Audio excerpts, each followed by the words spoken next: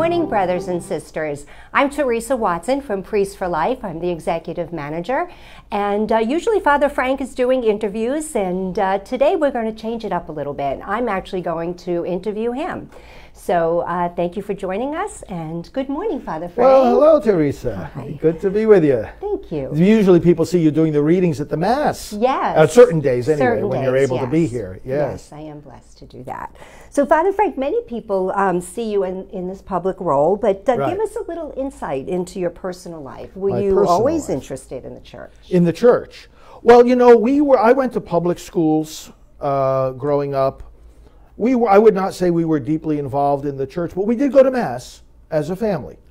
But aside from that, no, nothing. I was just, we'd go to Mass, and I was more into my studies. And but I did have a saint as a pastor, though, I have to say. I grew up in Portchester, New York, the parish of Corpus Christi, a Salesian parish.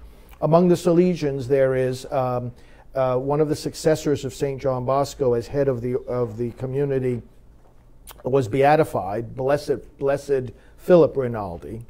And his nephew, Father Peter Rinaldi, was my pastor all during my years growing up. And everyone who knew him, and in fact, if you ask now the people from Portchester, they'll tell you, the man was a saint.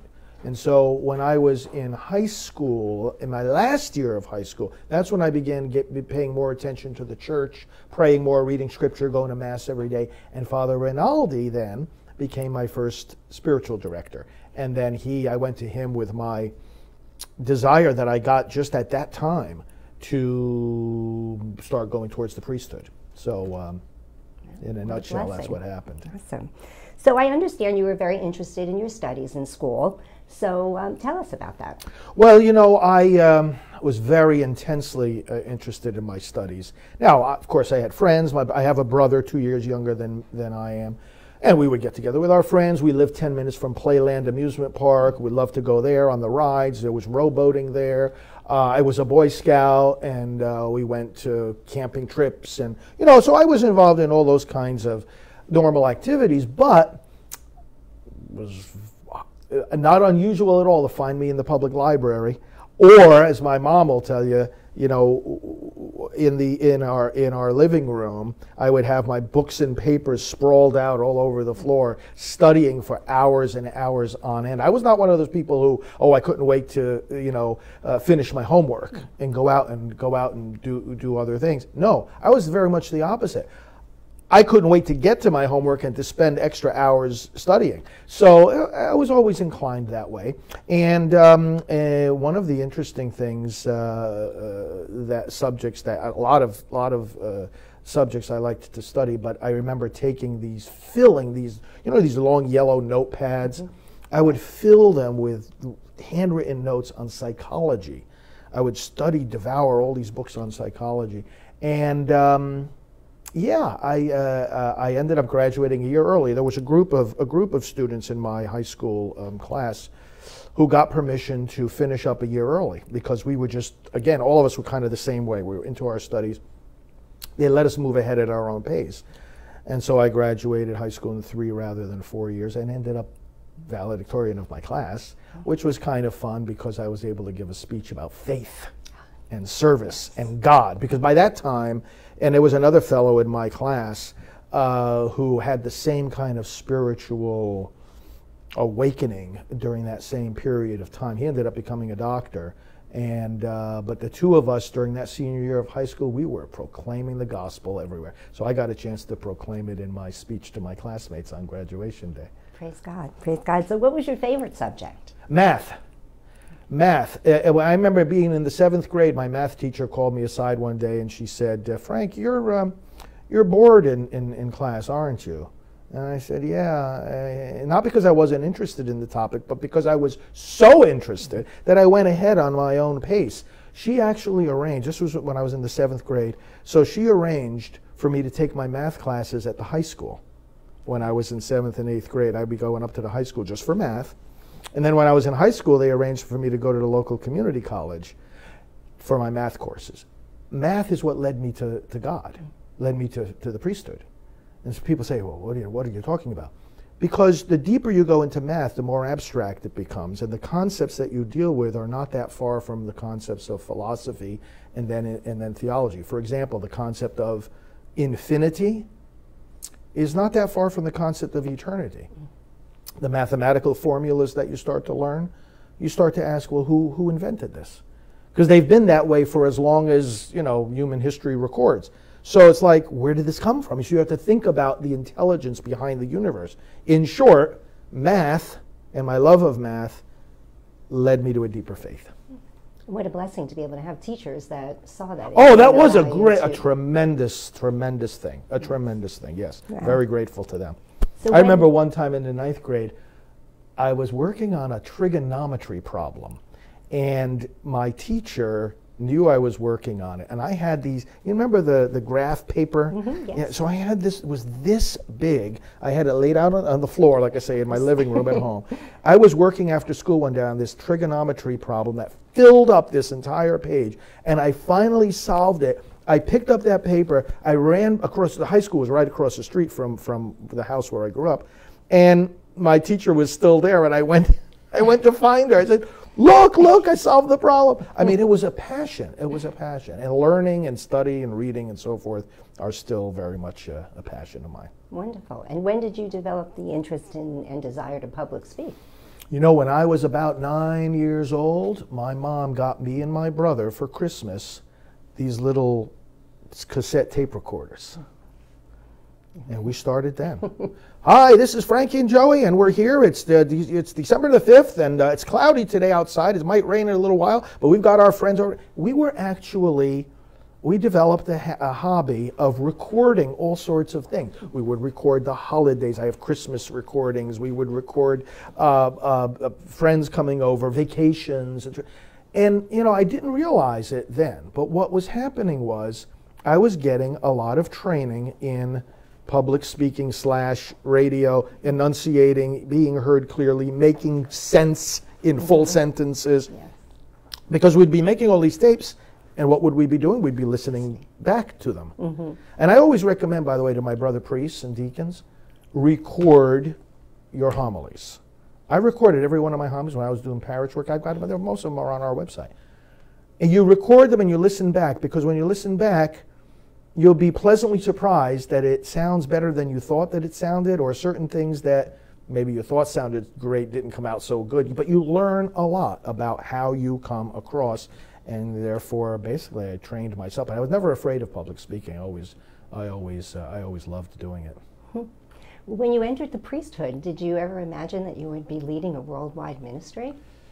Not quite, but I had the heart for it, though, because in my room, in my seminary, I actually had a quote from a Protestant reformer on the wall, John Wesley. I had a map of the world on my wall in my bedroom at the seminary, and it said, "All the world is my parish."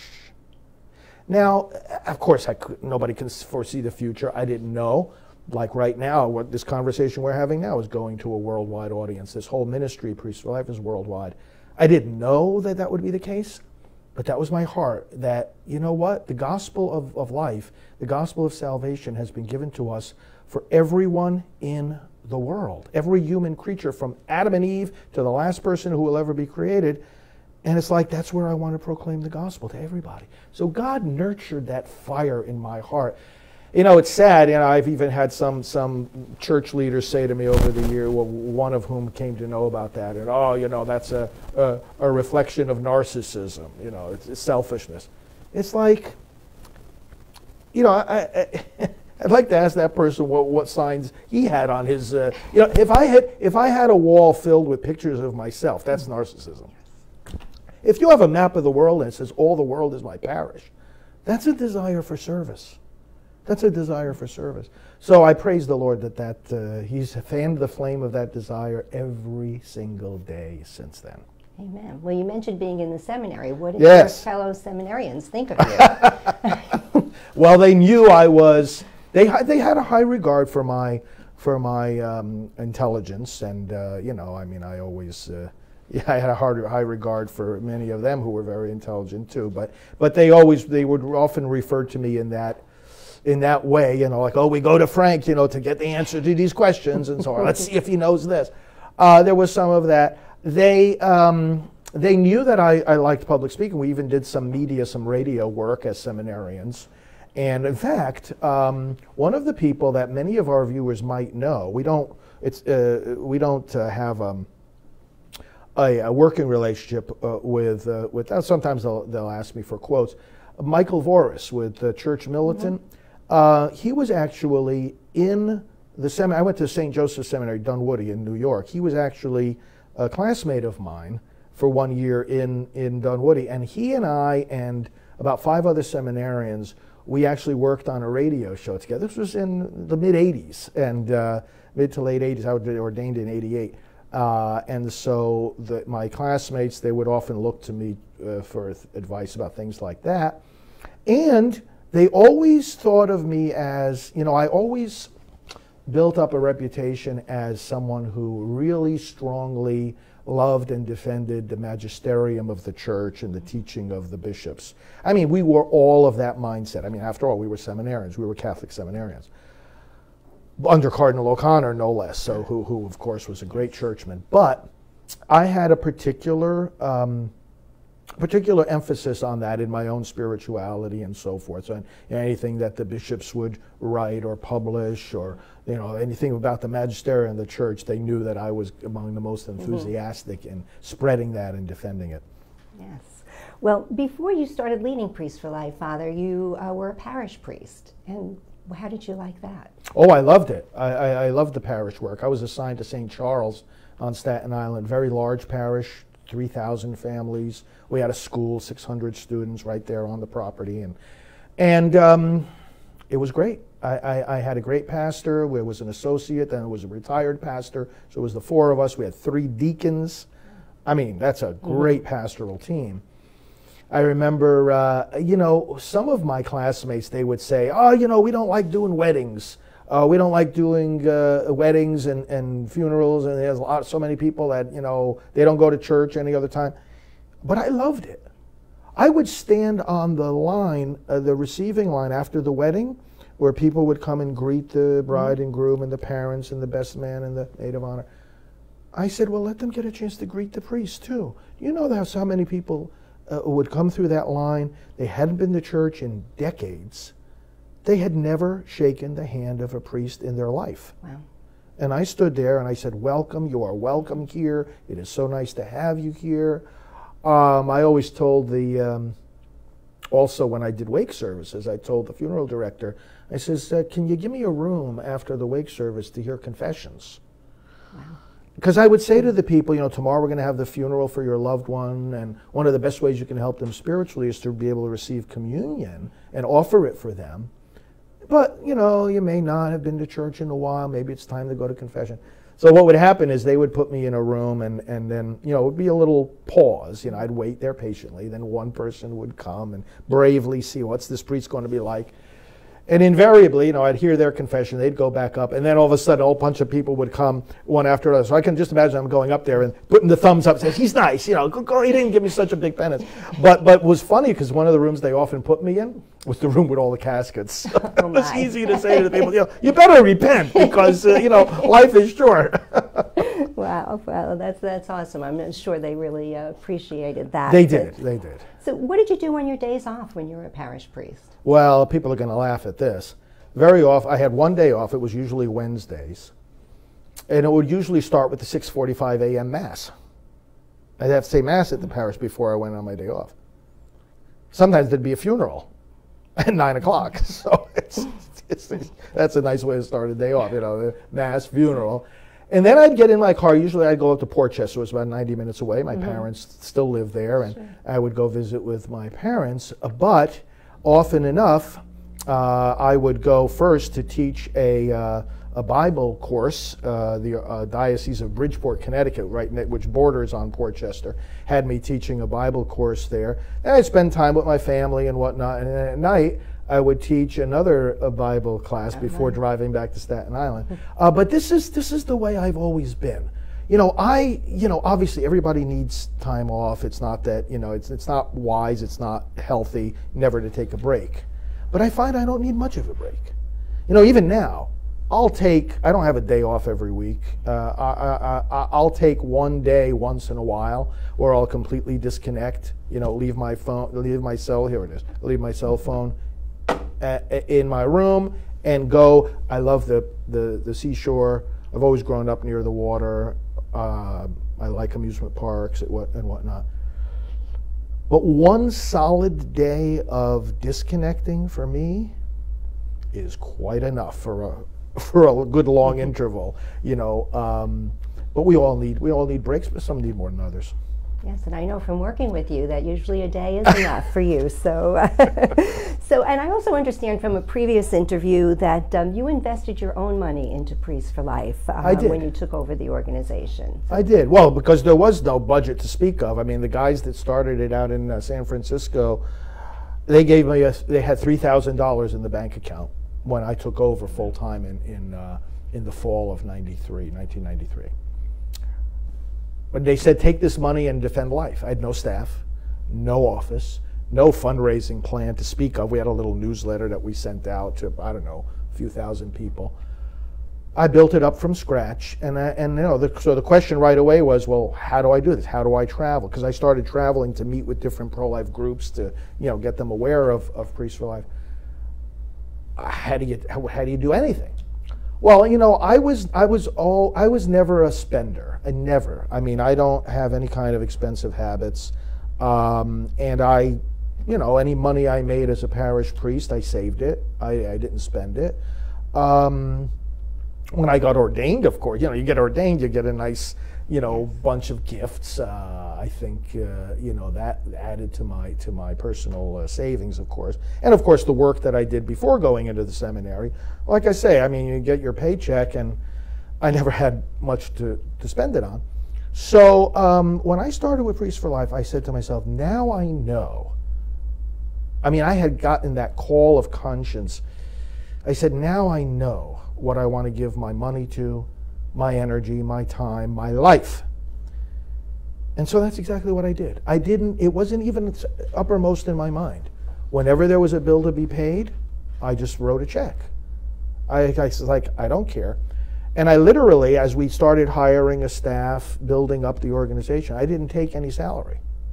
Because I said, well, I don't need one. I'm going to just go off of my savings. And actually I did that for a very long time. That I was basically volunteering as the director of Priests for Life up until just a few years ago, really. I just utilized every dime of my personal savings, and anytime anyone would give me money, like say for a birthday gift or you know, you go on a speaking engagement sometimes, they'll give you a little extra something. Here, this is for you personally. Just put it back into Priests for Life. So that's. And you know what? I would advise anybody that wants to get something started, don't draw any boundaries with that. You really believe in something, there's one way it's going to succeed. Give everything. That's it. What else did you do to help Priests for Life to grow? We went to the other leaders in the movement and we said, how can we help you? Now, it's not that we had anything to give them, but we said, how could we help you? And you develop those relationships and you develop those partnerships. And if you've got something to say and you make the connections with people who care about what you're saying, it's going to grow. You're going to get well known, and that's what started happening. People started inviting me for speaking and so forth. And, you know, like I said before, you know, not taking any salary, it was like, well, what do I need it for? I'm getting on a plane, you know, on Thursday morning to fly to, you know, I don't know, St. Louis. Pro-Life group is paying the ticket to fly me out there. They're covering my meals while I'm there, giving, you know, 3 or 4 talks a day, speaking all weekend in the parish, and then flying back. You know, and you do that. And you know, I got to the point where my travel schedule on the average brought me to 3 or 4 states a week. Wow. A week. So it was like I'm traveling 75–80% of the time, and but that's how it grows. How it grows is you make yourself present, and you're talking about things that matter. You have to have a relevant ministry. Well, has the fact that some bishops opposed your work, has that affected the growth of Priests for Life? It actually has not. There have been some bishops that have opposed our work. Some oppose it still. Some don't want me doing this work. And I ask them, well, tell me what part of the work you don't want me to do. Is it the Rachel's Vineyard, healing the wounds of moms and dads that have been affected by abortion? What part of that do you not want me to do? We're announcing a project today where we're urging pastors to put information in their parish bulletin, in their website, in their online broadcasting about alternatives to abortion. What part of that would they not want me to do? We train pregnancy center staff and directors. We help clergy preach about abortion. I have an entire book about that. Alveda King and Janet Morana and Silent No More and our youth outreach and our, it's like our prayer campaigns and so on. We do all this work. And there are some that, for reasons that they've never explained, because those reasons simply don't exist with any logical persuasion, some don't want me doing the work that I do. Now, if bishops in the church were identifying something wrong that I have done, then them speaking out against that would have an impact on me and on the the growth of the ministry, if they were pointing out something I did that was wrong. But they never have. They never have. There have been some over the years that have kicked up dust and created confusion about, we want to know more, as if there's some big, deep, dark secret, like I've got 5 yachts in New York Harbor or something. But they've never been. That's the whole point. They've never been specific. When are you going to tell people about that yacht that you have? And they've never been able to say anything specific. So no, the fact that some leaders in the church are not saying and doing what needs to be said and done to stop abortion is, in fact, precisely not something that hurts Priests for Life. It's something that helps us grow. Because, and I'm sure many of our viewers right now can testify to the fact that they support our work precisely because we're saying the things that they wish they heard in their church every Sunday, and we're doing the things that they wish the church leaders in their own church or diocese would do. That's been a key formula, going back to your other question about how we've grown. We've done the things that need to be done. Mm-hmm. We've opened our mouths when too many priests have their mouths closed. Now, a lot of priests want to open their mouths, and that's where we give them the strength to do it and the resources. Like some people say to me, well, why do you have to have Priests for Life? Isn't every Priest for Life? And I say, well, we just help them to say so. And that's what people want. Exactly. So one of the things that people say about President Trump is that he's so healthy because he doesn't drink or smoke. Is that the same about you? It actually is. Yeah, I've never drank or smoked at all in my life. Except on New Year's Eve, I like to take about 3 sips of champagne at midnight. But no, that's that's not to say anything. It's not necessarily virtuous in any way. It's just a fact. It's just a fact. But yeah, and that certainly does contribute to health, I'm sure. Sure. I agree. Well, it seems that when reporters do stories about you, they always seem to use the adjective, controversial to describe you. That controversial priest, the controversial head of Priests for Life, the controversial priest. Yeah. So how do you feel about that? Well, I think it's redundant, actually. The Christian gospel is controversial. I'm a proclaimer of the gospel of Jesus Christ. I remember one time it was a pro-life event in a certain city that I was a speaker for, right? And this group that was organizing it, they were a strong protest group, right? And they were trying to find a church to host the event, the rally at which I was speaking. They couldn't find a church. The pastor, one after another, was saying, no, we would rather not, no. Finally, one of the pastors in the town stepped up to the plate, welcomed them in, and I can still remember to this day, I've given thousands and thousands of talks, but this one stands out in my mind. That pastor came up and greeted us all. I want to apologize, he said, for my fellow pastors in this town for not welcoming this group into this town because he said it was controversial. I got news for you, he said. The gospel of Jesus Christ is controversial. And everybody, erupted in applause. Look, of course I'm controversial. We're dealing with the gospel, and on top of that, I'm dealing with the abortion issue full time. So it would kind of be odd. I mean, in one sense, it's redundant. Okay, to say I'm an anti-abortion activist and I'm a priest of the Catholic faith proclaiming the gospel of Jesus Christ. That's pretty controversial. That's a bunch of controversy all loaded into one person. But you know, a lot of people, they don't want to be confronted with these things. Some church leaders say, oh, Father Frank is too aggressive on abortion. Well, too bad. You know, when abortion stops being aggressive on these little babies that it rips to shreds, then you can come and talk to me. But, you know, right now, don't even talk to me because, yeah, controversial. So it's a badge of honor. Okay.